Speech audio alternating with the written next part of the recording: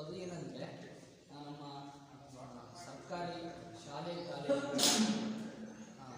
100 ಗಜ ಅಂತರದಲ್ಲಿ ತಂಬಾಕುವನ್ನು ಮಾರಾಟ ಮಾಡೋದು ನಿಷೇಧವಾಗಿದೆ. ಸೊ ಅಲ್ಲೇನಾದರೂ ಮಾರಾಟ ಮಾಡಿದರೆ 200ವರೆಗೆ ದಂಡ ಇರುತ್ತೆ ಮತ್ತು ಮುಂದಿನ ಕ್ರಮ ಅವ್ರಿಗೆ ಇರುತ್ತೆ. ಅದಾದಮೇಲೆ ಸಾರ್ವಜನಿಕ ಸ್ಥಳಗಳಲ್ಲಿ ಧೂಮಪಾನ ಮತ್ತು ಮದ್ಯಪಾನ ಮಾಡಿದರೆ ಸೊ ಅಲ್ಲಿಯೂ ಸಹ 200ವರೆಗೆ ಶಿಕ್ಷೆ ಇರುತ್ತೆ. ಅದು ಸಹ ಕೇಸ್ ಆಗುತ್ತೆ. ಸೊ ಅದನ್ನು ಪೋಕ್ಸೋ ಆ್ಯಕ್ಟ್ 2003 ಅಂತ ಕರಿತೀವಿ, ತಂಬಾಕು ನಿಯಂತ್ರಣ ಕಾಯ್ದೆ. ಸೊ ತಂಬಾಕು ಸೇವನೆಯಿಂದ ಯಾವುದಾದ್ರೂ ರೋಗ ಬರ್ಬೋದಾ? ಎರಡು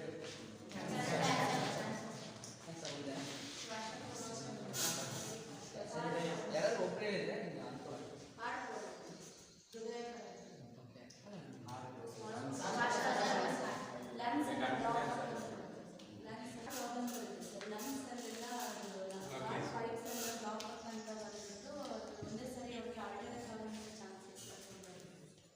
ಅದು ತುಂಬ ಕಟ್ಕೊಂಡ್ಬಿಡುತ್ತೆ. ಹೋಲ್ಸ್ ಏನಿರ್ತವೆ ಅಂತಂದರೆ ಅದು ಬ್ಲಾಕ್ ಮಾಡ್ಕೊಂಡು ಉಸಿರಾಟ ಸಮಸ್ಯೆ ಬಂದರೆ ಸತ್ತೋಗೋ ಚಾನ್ಸಸ್ ಕೂಡ ಇರುತ್ತೆ. ಮತ್ತು ಅದಾದಮೇಲೆ ಅದು ಮದ್ಯಪಾನ ಧೂಮಪಾನದಿಂದ ಒಂದು ಸರಿ ಆಗೋದಿಲ್ಲ. ಅದು ಹೋಗ್ತಾ ಹೋಗ್ತಾ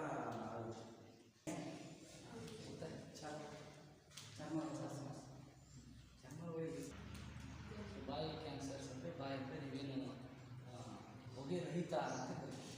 ಗುಟ್ಕಾ ಜರ್ದ ಅಂತ ಹೊಗೆ ರಹಿತದಿಂದ ಬರೋದು ಬಾಯಿ ಕ್ಯಾನ್ಸರ್. ಆ ಬಾಯಿಯಲ್ಲಿ ಚಿಕ್ಕ ಪದೇ ಪದೇ ನಾವು ತಂಬಾಕು ಸೇವನೆ ಮಾಡ್ತಾ ಇದ್ದರೆ ಬಾಯಲ್ಲಿ ಒಂಥರ ಹುಣ್ಣಾಗಿ ಗುಳ್ಳೆ ಥರ ಬಿಳಿ ಗುಳ್ಳೆ ಆಗಿ ಈ ನಮ್ಮ ಮೇಲ್ಗಡೆ ಭಾಗ ವೈಟ್ ಕಲರ್ ಬಿಳಿ ಪದರು ಬರ್ತಾ ಇದೆ. ಸೊ ಅದು ಕ್ಯಾನ್ಸರ್ನ ಮೊದಲೇ ಅಂತ. ಸೊ ಅದು ನಾವು ಪ್ರತಿದಿನ ಅದನ್ನು ತಂಬಾಕು ಬಳಸಿ ಅದಾಗುತ್ತೆ ಇಷ್ಟು ಇದೆಲ್ಲ ಭಾಗ ಎಲ್ಲ ಗಡ್ಡೆಗಳಾಗಿದೆ.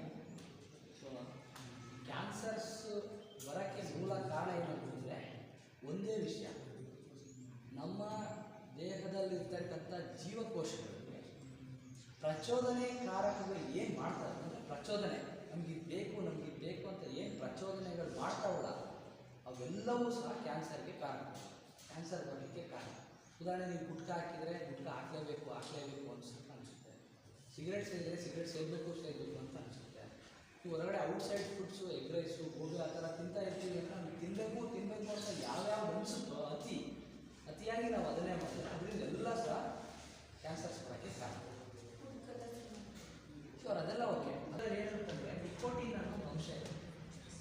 ಆ ನಿಕೋಟಿನ್ ಏನು ಮಾಡುತ್ತೆ ಅಂದರೆ ಇವತ್ತು ಹಾಕಿದೆ ಅಂದರೆ ನಾಳೆ ಬೇಕು ಅಂತ ಮಾಡುತ್ತೆ.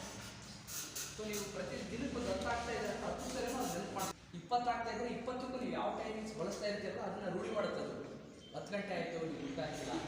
ಸೊ ಜಠರದ ಮೇಲೆ ಪದರ್ನಲ್ಲಿ ಆ ಜಠರ ನಮಗೆ ಸರಿ ಕೆಲಸ ಮಾಡಿದಾಗ ನಮಗೆ ಕರಳಿನ ಸಂಬಂಧ ಕ್ಯಾನ್ಸರ್ಗೆ ಬರುತ್ತೆ. ಅಂದರೆ ಆ ಜಠರ ಓಪನ್ ಆಗಿಬಿಟ್ಟು ಹೊರಗಡೆ ಎಲ್ಲ ಇದಾಗಿ ಹೊಟ್ಟೆ ಉಗ್ರ ಈ ಥರ ಬರುತ್ತೆ. ಕೆಲವರಿಗೆ ಸ್ವಲ್ಪ ಊಟ ಮಾಡಿದರೆ ಅದು ಇದು ಬರುತ್ತಲ್ಲ, ಸೊ ಅದು ಸ್ವಲ್ಪ ಪ್ರಾಬ್ಲಮ್ ಇರುತ್ತೆ. ಸೊ ಅದನ್ನು ಮುಂಚಿತ ಕ್ಯಾನ್ಸರ್ನ ಮೊದಲನೇ ಹಂತದಲ್ಲೇ ನಾವು ರೋಗ ಲಕ್ಷಣಗಳನ್ನು ತಿಳಿದು ವೈದ್ಯರ ಬಳಿ ತೋರಿಸಿದರೆ ಖಂಡಿತವಾಗೂ ಕ್ಯಾನ್ಸರ್ನ ಗುಣ ಮಾಡೋದು. ಬಟ್ 2ನೇ ಹಂತ 3ನೇ ಹಂತದಲ್ಲಿ ಕ್ಯಾನ್ಸರ್ನೇ ಕ್ಯೂರ್ ಮಾಡೋದಕ್ಕೆ ಆಗಲ್ಲ. ಯಾಕೆಂದರೆ ಜೀವಕೋಶಗಳ ಸಂಖ್ಯೆ ಜಾಸ್ತಿ ಆಗಿರುತ್ತೆ, ಗಡ್ಡೆಗಳಾಗ್ತವೆ. ಈಗ ಹೇಳಿದ್ರೆಲ್ಲ ಬಾಯಲ್ಲಾಗಿರ್ಬೋದು ದೇಹದಲ್ಲಾಗಿರ್ಬೋದು ಆ ಕ್ಯಾನ್ಸರ್ಸ್ ಕಾರಣನೇ ಇಷ್ಟು. ಜೀವಕೋಶಗಳೆಲ್ಲ ಒಂದತ್ರ ಸೇರಿ ಗಡ್ಡೆ ಆಗುತ್ತೆ. ಉದಾಹರಣೆಗೆ ಹೇಳ್ಬೋದು, ಗಡ್ಡೆ ಎಲ್ಲಿರುತ್ತೆ ಅದು ಕ್ಯಾನ್ಸರ್ ಇರುತ್ತೆ. ಜೀವಕೋಶಗಳೆಲ್ಲ ಗಡ್ಡೆಯಾಗಿ ಅಲ್ಲಿ ಒಂದು ಕಡೆ ಸೇರಿರುತ್ತೆ, ಅದು ಕ್ಯಾನ್ಸರ್ ಆಗಿರುತ್ತೆ. ಮಹಿಳೆಯರಿಗಾಗ್ತಕ್ಕಂಥ ಕ್ಯಾನ್ಸರ್ಸ್ 2. ಒಂದು ಬ್ರೆಸ್ಟ್ ಕ್ಯಾನ್ಸರ್ಸ್, ಸ್ತನದ ಕ್ಯಾನ್ಸರ್ ಆಗ್ತದೆ. ಇನ್ನೊಂದು ಸರ್ವಿಕಲ್ ಕ್ಯಾನ್ಸರ್ಸ್ ಅಂತ. ಮಹಿಳಾ ವೃತ್ತಾಂಗಗಳಲ್ಲಿ ಅಶುಚಿತ್ವ ಮತ್ತು ಬೇರೆ ಥರದ್ದು ಇದಿದ್ದರೆ ಅಲ್ಲಿ ನಮಗೆ ಸರ್ವಿಕಲ್ ಕ್ಯಾನ್ಸರ್ಸನ್ನು ಆಗುತ್ತೆ. ಬ್ರೆಸ್ಟ್ ಕ್ಯಾನ್ಸರ್ಸ್ ಆಗುತ್ತೆ. ಬ್ರೆಸ್ಟ್ ಕ್ಯಾನ್ಸರ್ಸ್ ಕೆಲವರೆಲ್ಲ ಲೇಡೀಸ್ ಆಪರೇಷನ್ಸ್ ಅದರಿಂದ ಬರುತ್ತೆ.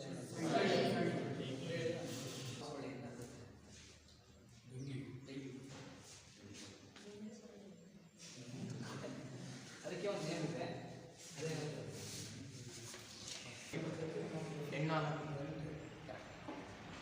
ಹೆಸರು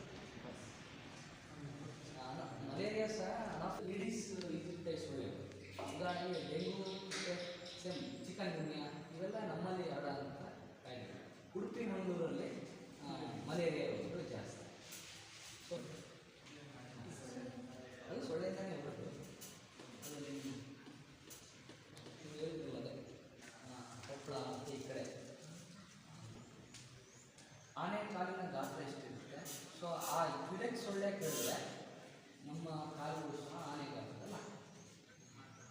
ಉದಾಹರಣೆಗೆ ನೀವು ಮೈಲಾರ ಈ ಕಡೆ ಹತ್ತಳ್ಳಿ ಟ್ಯಾಬ್ಲೆಟ್ಸು ಕೊಡ್ತಾರೆ ಅವರಿಗೆಲ್ಲ. ಈಗ ನಾನು ನಿಮಗೆ ಆಲ್ರೆಡಿ ಥರ ಏನು ಕೊಡ್ತೀವೋ ಫೆಬ್ರವರಿ 10 ಮತ್ತು ಆಗಸ್ಟ್ 10ಕ್ಕೆ ನಾವೇ ಇಡೀ ಸೊಳ್ಳೆ ಇಲ್ಲಿ ಗೊತ್ತಾಗುತ್ತೆ.